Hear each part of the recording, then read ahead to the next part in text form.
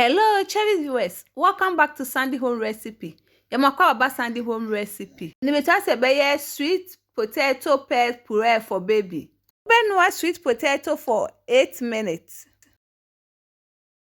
All ingredients are written in the description box below. Uko description box na ingredients ni nyina ho. After 8 minutes, now the pear na gumu no one for 7 minutes. Aduane e de man kro monya 6 months ni atry. Abe na atry na wa manaju kakra. Wudi nsu kakra e den egum na wa blend into smooth and creamy. Blend e now the extra virgin oil kakra ka ho. Uwie na wakohwe egu bowl mu na wa serve.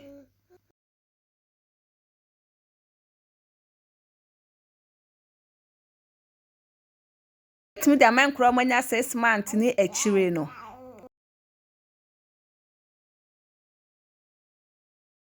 Now this is our sweet potato pear puree for baby.